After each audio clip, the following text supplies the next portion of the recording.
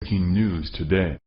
Please subscribe and then check notification box to get all breaking news alerts. Alabama has found themselves the home of the most hotly debated senatorial election in decades.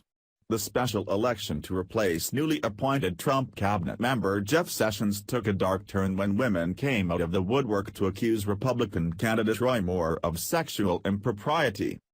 Both sides of the political aisle were very interested in this election because of the slim majority that rules the Senate right now. President Trump made a point of telling the people of Alabama how important to his agenda Moore's right-leaning vote would be, and Obama supported Doug Jones, telling his fans that anything is better than another Republican in Washington. The results of Tuesday's special election were close, with Jones being declared the winner by 1.5% of the vote.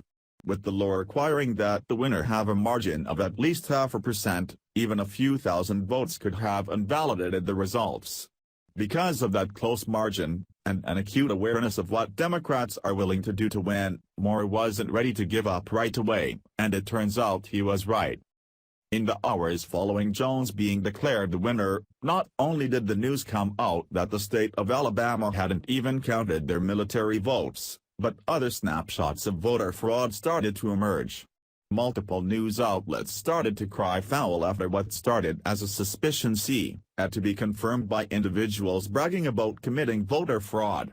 InfoWars posted a video of individuals at a Jones rally, bragging about coming from out of state to vote for their boy.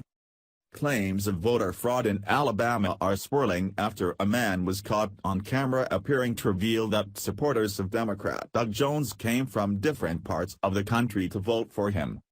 The clip was captured by Fox 10 News after it was confirmed that Jones had defeated Republican Roy Moore. Asked, "Why are you excited to see this victory?" the man responds, "Because we came here all the way from different parts of the country as part of our fellowship and all of us pitched in to vote and canvass together and we got our boy elected." It's unclear whether the individual is referring to people being transported in to campaign for Jones or to actually vote for him, which would be illegal. It's hard to say what would be more likely, that these people would come from all around the country, just to carry signs and show their support, or that they would justify any means necessary to keep Moore from getting into office. Regardless, many think that it's plenty to warrant an investigation. Preferably one that would take place before Jones is officially sworn into office, which is already being hurried by nervous Democrats. "Even the girl next to him knows that he has let the cat out of the bag," commented one Twitter user. The clip is going viral, with one version having racked up almost 300,000 views on Facebook. Roy Moore is continuing to refuse to concede the election, commenting, "In this race, we have not received the final count to include military and provisional ballots. This has been a very close race and we are waiting certification by the Secretary of State." If Moore reduces Jones' 1.5 percentage advantage to within 0.5% after the military ballots have been counted, this will trigger an automatic recount which will be paid for by the state government.